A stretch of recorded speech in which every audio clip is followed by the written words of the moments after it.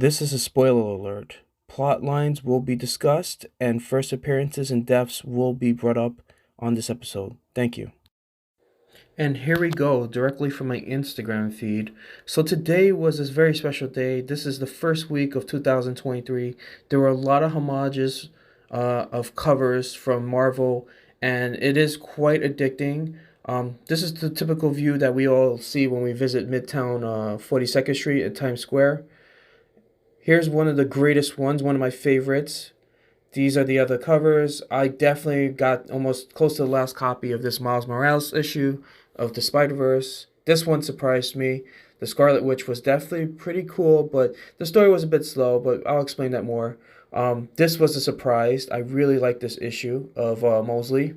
Black Sun caught me off guard once again. Two independent comic books, something that I usually don't do. This Batman, totally wasn't really a lot of pages in it, a lot of covers to choose from. I got this last cover of the Captain America homage. That was the last copy. I'm not sure. There'll probably be more copies later on. Sometimes Midtown does circulate them around, and you'll get some from other stores and so forth. So sometimes I would find out that there'll be covers that are no longer there, and then they reappear in the next week. So always don't give up. Keep visiting the store to see if they have the cover, or give them a call and be really nice to them because they do look out for you guys. Here's my order of purchasing priorities. I have three of them when buying new comic books every Wednesday. The first priority is key issues. The first appearance, the death, or a conflict between two popular characters would be considered a key issue. Second priority is the story. And the third priority is keeping within a $35 per week budget. Hello there, my comic book friends. Welcome to another episode of Weekly Comic Book Releases. Sorry for the movement there. We are talking about January 4th, 2023, the first week of the year. And what a start we have. Marvel doing homages to all their covers that have been well known in the industry. And DC with probably one or two good books here. But I have to say, it's been a crazy week for me. I went over budget, past my $35 mark. And, you know, it wasn't just that there were homage covers, but the fact that these covers were so beautiful in a way. They covered these homages in multiple series that they have currently available on the beginning of this year of 2023. Let's go through them right now. And right now I probably have somewhere around a range of about 10 comic books, which is way off my $35 mark. However, I was able to hit my 100 dollars, which got me $10 off at Midtown Comics, since I have a weekly membership with them, which is on the house. So if you get new comic books and you spend over $100, you get $10 in store credit. That counts for 2.5 comic books, or a McFarlane Spawn at $3. I'm starting to get these things right now to protect my comic books, because comic book news has all been pretty good stuff. It's beautiful. I actually wanted to grab some extras, which I didn't. I decided to leave it alone just so other people can have their own covers, which is only fair since I already got two of these from the team at Midtown Comics. Let's get to it. Let's go with number one here. Mosley number one. Okay, this is an origin story. This was a variant cover that I got. Cover GFOC. And this story is an origin story of this individual who basically sort of like, here's the synopsis from farmhand creator Bob Gilroy and Sam Lofty, who also did Harley Quinn. Mosley is a satire sci-fi blockbuster perfect for fans of God Country and Ghost Cage. In the hyper-technological world in the later 21st century, Mosley is a bitter old janitor on a mission from a higher power to unleash holy hell upon the too big to fail tech gods.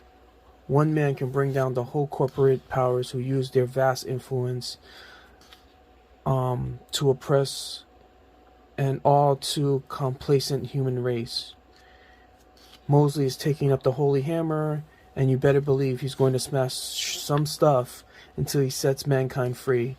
Each issue has wall-to-wall content and will feature bonus stories in a series by Rob Gilroy, starting with issue number 2.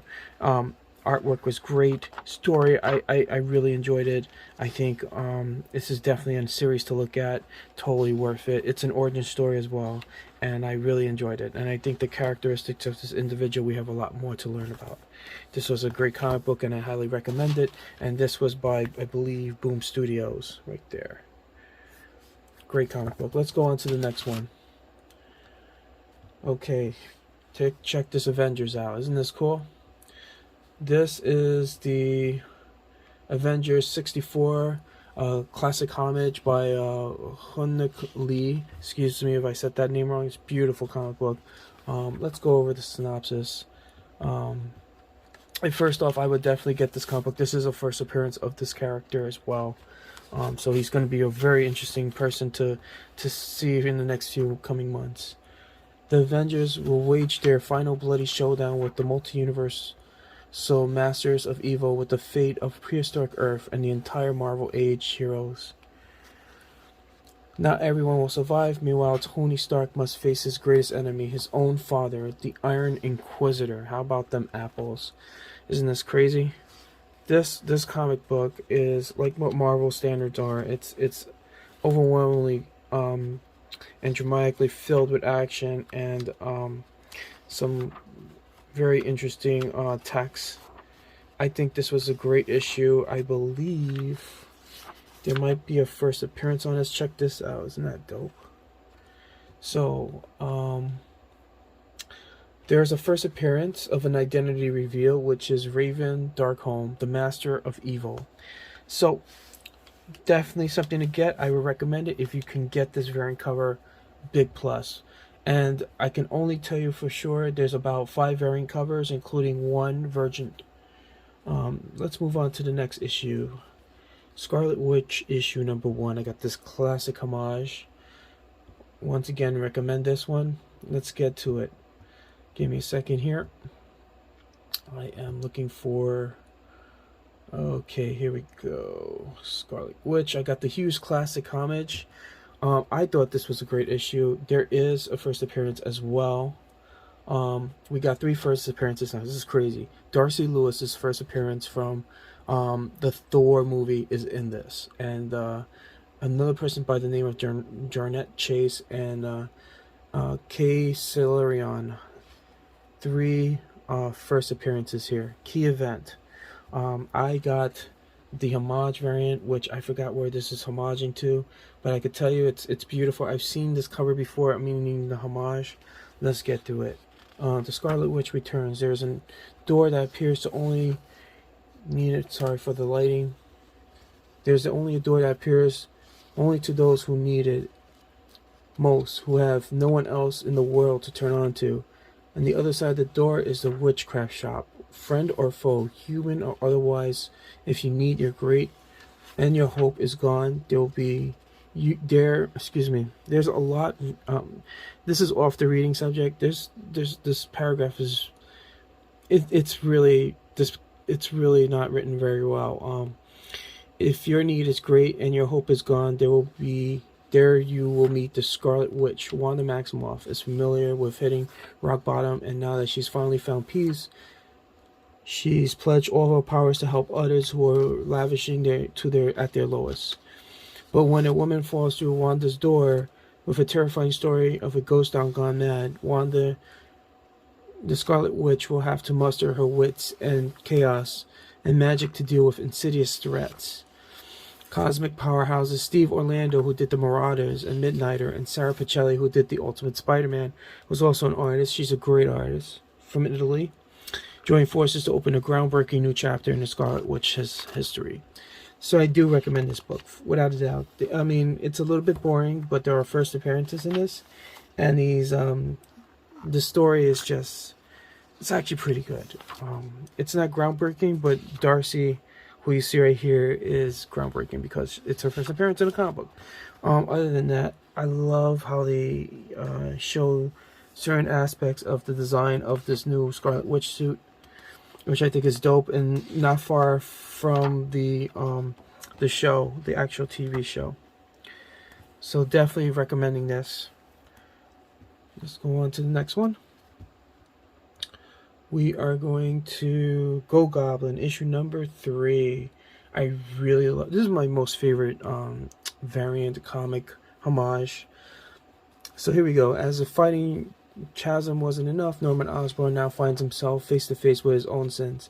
And that's right, Crane Goblin is back and you should be scared. This is pretty interesting. Literally, the Queen Goblin, I thought the fight with the Queen Goblin was going to be long in this, and it's not. I mean, there's literally not enough Queen Goblin fight in this. I enjoyed this issue. This series has been pretty good. It's good to see that Norman Osborn is showing a side where he's trying to make up for everything, and I think it's driving them nuts, like everything else. I mean, just like how Willem Dafoe did the Spider-Man movie series. But other than that, this was done very well, and there's not much of a Queen Goblin in this, which is disappointing. And the most reason why I bought this was literally for the homage cover. I didn't buy this for literally. I mean, look at this reveal of Owen Ward, who is the other Goblin.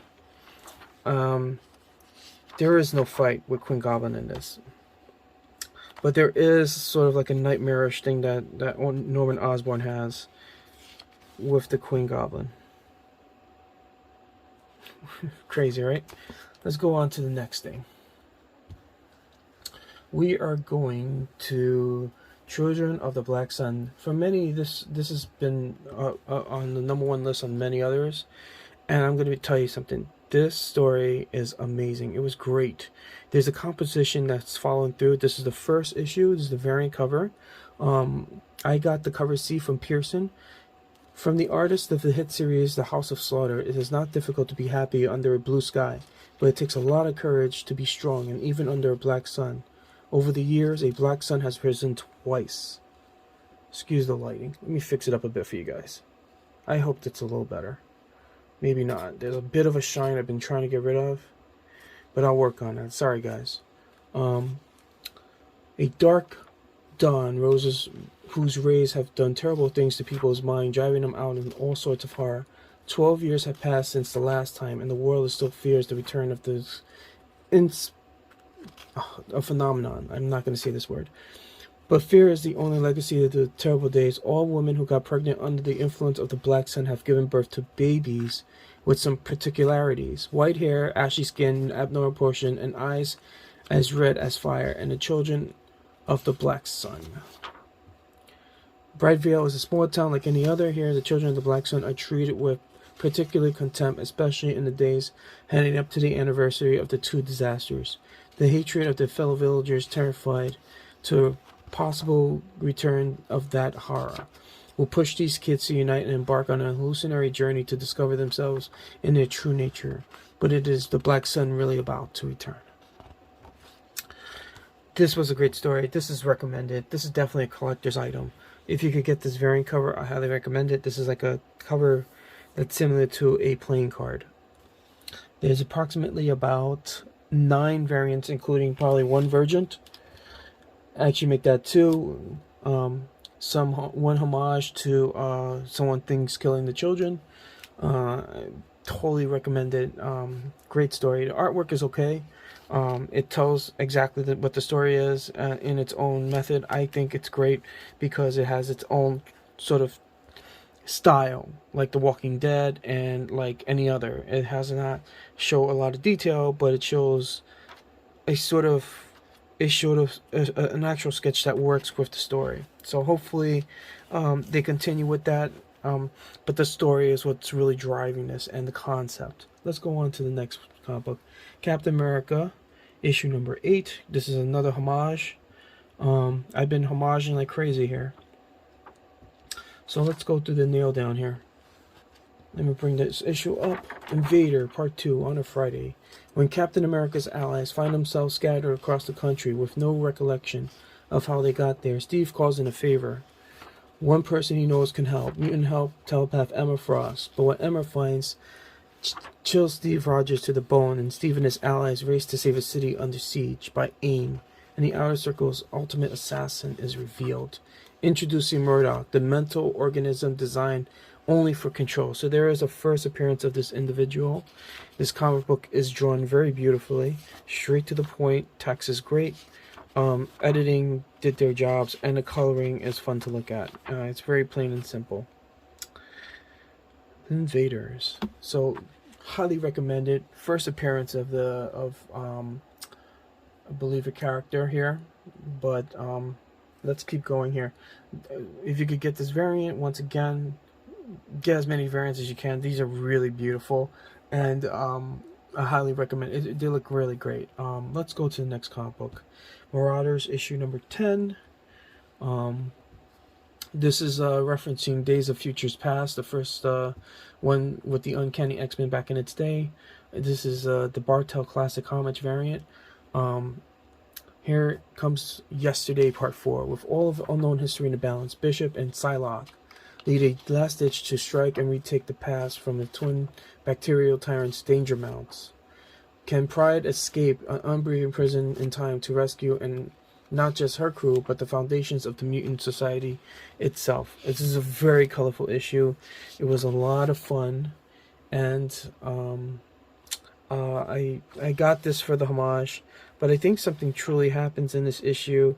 I'm trying to figure out who this character is. I wasn't sure about her, but a lot of interesting things happen. And at the end of this issue, I noticed that they're all putting themselves in a suit.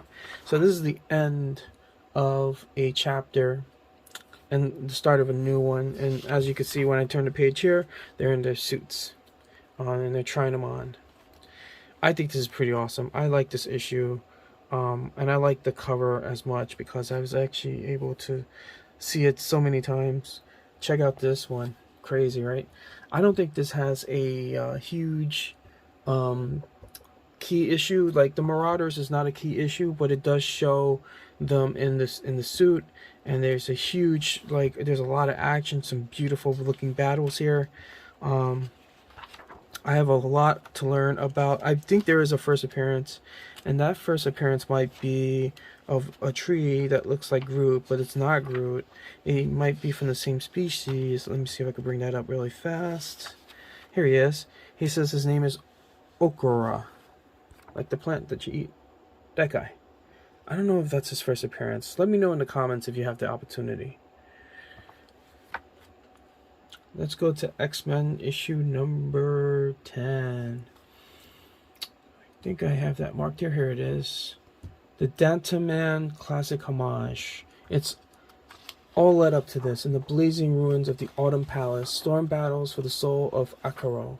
Meanwhile, Abigail Brent and Robert DaCosta play their last cards, and Sinister Hand deals with the ace and spades. You won't believe where the Brotherhood goes from here. Now, I want to tell you, this is pretty cool with Cable in this armor. But I believe there is an appearance of Mr. Sinister at the end of this.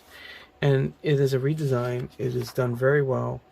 It's like how weird how the X-Men and the mutants are born out of these like egg-like things, and in the end the Mr. Sinister version is born coming out of an egg. So you're gonna see when I turn the page here. Here it is. This gold piece. I have a lot to learn about the world form here.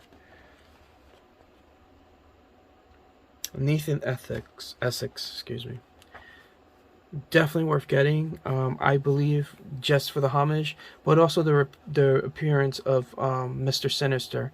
Oh, take a look at this. This is pretty funny how they have all the heads here a little bit misaligned and not blocking that corner of the X. I think that was a cautious 4x4, not 4x4, but a cautious way of making sure the X-Men sign doesn't get blocked off by its two Xing corners here.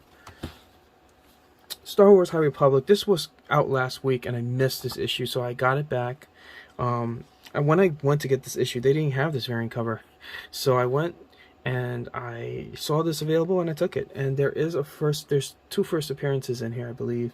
So I'm not going to go through this, but definitely something to look at. High Republic has been a very good series. There's a lot of reveals, and I enjoyed it a lot. So I do recommend you get this, because right now I'm seeing that I was in Astoria in Midtown and I found that Sorry guys, my video timed out on me, so once again I'm having this issue and I need to get a real camera and not use my phone anymore, even though it's much more easier. But let's get back to it. Here it is. Balance of the Force, chapter number 3, Trey Sirik, Guardian No More. Vidar and Maddie are the mercy of the Guardians of the Wills. The truth about Trey Sirik is revealed. The terror about the strike of the Temple of Kyber. This book is beautiful. The drawings and the text, location, and the story, all awesome. I just think this is a great series. I'm definitely going to keep up with it. I'm not sure if I'm going to get every single issue of it, but I could tell you that there's a lot of keys in these issues and a lot of action and some open world situations in Star Wars. So don't be surprised if you see some of these characters in like the Mandalorian live action or in Ahsoka. So you might even get to see some action figures of some of these characters. I think it was beautifully done.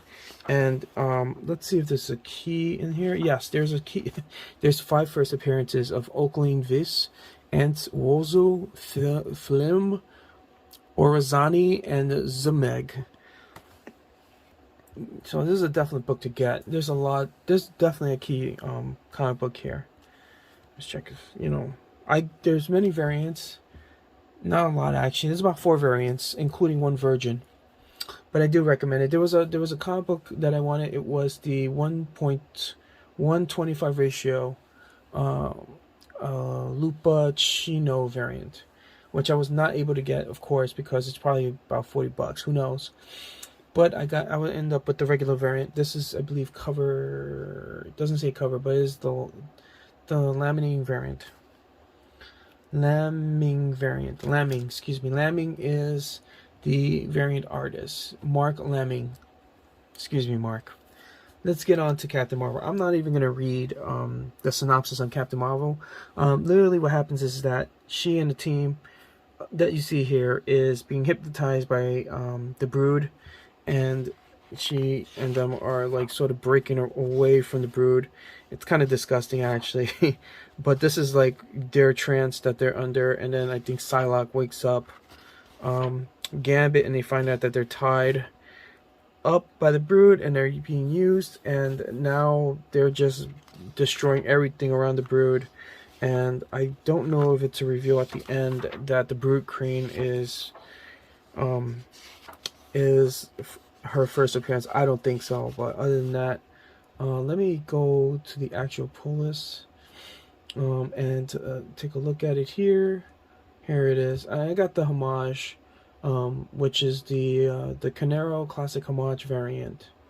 I'll read you The Revenge of the Brood, Part 3.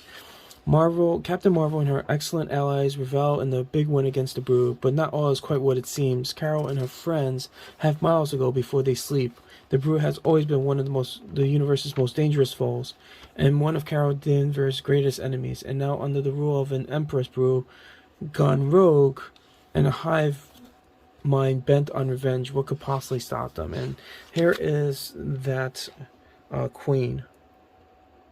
Crazy. I don't know if it's her first appearance, to be honest with you. But let's keep going. There was a lot of comics in this list, and the reason why my phone has shut down for recording, because I'm talking too much, and I might go over close to about 40 minutes. I'm hoping not to, but I most likely will. Spider-Man issue number 4. This is a homage, the Cassaday homage variant. I thought this was beautiful. I love it. It actually sold out. I had one of the last ones left at Midtown Comics Times Square. There is no first appearance, but here is the synopsis. In the end of the Spider-Verse rages on. Yes, that really happened in the last issue. The tremors will be felt until it all ends, and that's what's truly what we could see when you read issue 3. Now, this is all of the characters from all the previous Spider-Verses, and there's a lot of conflicts here. It's a fun issue. I enjoyed it. It's a classic multiverse action, so definitely something to look at. I highly recommend it. There's possibly a first appearance. I mean, all these guys had their first appearances literally about a few months ago, the last 3 to 4 months, and it's been wicked with Spider-Verse. Oh, here, this is the first appearance of this guy, Peter Palmer. It's a classic Peter Palmer. The original Peter Palmer. So this is his first appearance in this. So there is a first appearance, and it's not listed yet in. Let's see, Spider, Peter Palmer. He's not on the list. So this is his first appearance. So definitely something to look at. Who knows what issue 5 is going to be like, but this homage is beautiful. I'm going to get to this soon. Oh, Batman, here we go. The only DC comic book without a homage. There were many variant copies on this issue, and I gotta tell you, it was crazy. Here we go. How many homages? There's approximately about 8, including 2, 3 Virgin covers. I like this cover. I think this was done very well. Let's see which one I got. I got the Jason Farbach cardstock variant cover D, the Batman of Gotham Part 1, Toy Box Part 1. Gotham City has never been darker or deadlier, and after failsafe, there is no Batman to save it. The fractured ghost roams on the streets to survive. What happened to the man known as Bruce Wayne? This was a pretty good book. I enjoyed it a lot, and I thought that there would be a first appearance, and I think there is. This had a story that kept going on. Here it is.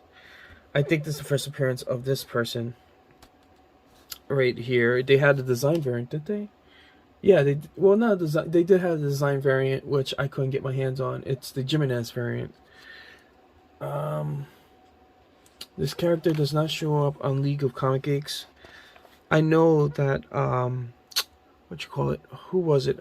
I think it was Key Collector had noted that this was this individual's first appearance. Maybe I could get that down for you guys. Give me a second here. Nope, not that. We go to Key Collector. And I know a lot of you don't trust Key Collectors because they're not always accurate. Where is 2023?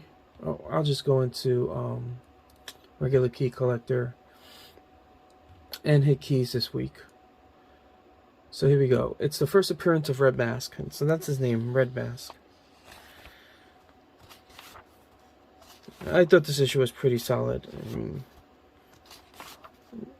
it's pretty good, and honestly, the covers are beautiful too. Other than that, there's not much of a support on it. It's just an ongoing series introducing a new character with some beautiful covers. Is it worth it? Yes. Get it for Red Mask's first appearance, and hopefully they keep him around long enough. But definitely, though speculative about Red Mask and the appearance of Jewel, an ally of Batman. There's 2 first appearances in here, as noted by a post at Key Collector Comics. You know, something definitely to get for the comic book series, because it's a comic book of speculation, but definitely worth getting in my own eyes, because this is a beautiful cover. You can't turn this down. There's many beautiful covers, but they only have approximately somewhere around 8 in total, not including the main cover. Definitely something to get for a collection, and a speculation of 2 new characters. Now, this comic book surprised the shit. Excuse my language. Surprised the crap out of me. This is Teenage Mutant Ninja Turtles and Power Rangers number 2. This is a spread cover, by the way. And there's tons and tons. I don't think I even marked this down my pull list, as I should have. There are tons and tons of variant covers and homages. I mean, there's a Peter Eastman cover with somebody else who shows the Technodrome with all sorts of characters in it, including the Turtles. I got this. It was broken down to multiple covers, but I got the full spread and gloss of this entire cover of the Turtles with I mean, it's just huge. I mean, look at the size of this thing. I mean, this was a $8, $6 book. It's beautiful. Look at this. This is the Green Ranger, Tommy, in red. I really love this cover, and I bought it for this reason. But I love the whole thing, and then I said, you know, it's not for me. I don't like, you know, the Power Rangers. I love my Turtles. And then I decided to take a look in the book, and I was amazed by the story and the artwork. Let's go through it. And first off, there are tons and tons of variants of this. Not a lot. I'm just exaggerating it. I could tell you for a fact that if I could find out where is it? I'm trying to find it and I can't. Because I wasn't prepared to tell you guys, but I don't want you guys to stand here and wait for my answer about it. I'm trying to look for it on League of Comic Geeks, and I know it's here. I'm just passing through it. I did not get Joe Fix-It. It wasn't really a comic book for me. And I did not get X-Men Legends, because I went through it and it wasn't for me as well. I don't see it here. Oh, you know what? This might be an older book. That's why. Okay, listen. Hey there, camera timed out on me again. Sorry about that. Yep, you're gonna have some periodic flickering of different clips. So let's get to the nitty gritty. The artwork was amazing. The way things are done on this book is edited very well. The story was great. I mean, it's literally the composition between the impact between the Turtles and the Power Rangers, and the kicker of the whole story here between the interaction between the two pop culture characters. I mean, look at this. You got the enemy of the Power Rangers with Bebop. Now this artwork is amazing. Look at the detail of the right portions of how the bodies are made, and the text and the details of the work. More importantly, I believe the kicker was literally, there's a great spread. Check out that. That's beautiful. Is that Casey Jones betrays the group and he gets his own Power Ranger extreme suit. This is insane. Look at that. Isn't that beautiful? So who knows if they make an action figure of this, but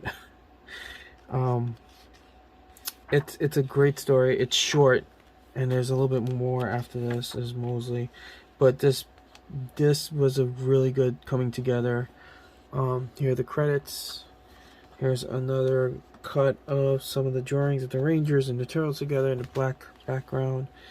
This is the same as that. It's really beautiful. I mean, I took the big spread, and it had some multiple covers that I enjoyed. I enjoyed this one the most, even though they cut it off from here since it was a wide spread. But this is beautiful, beautiful drawing. Look at that, black and white color. Definitely recommend it. Definitely the first appearance of Casey Jones in his own Power Ranger suit. I think some people who love Turtles and Rangers would definitely love this issue.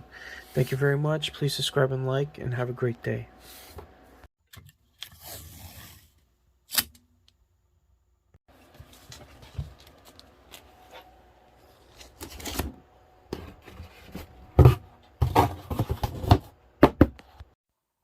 This episode was made possible by the apps and music listed below. Subscribe and like, and thank you for watching.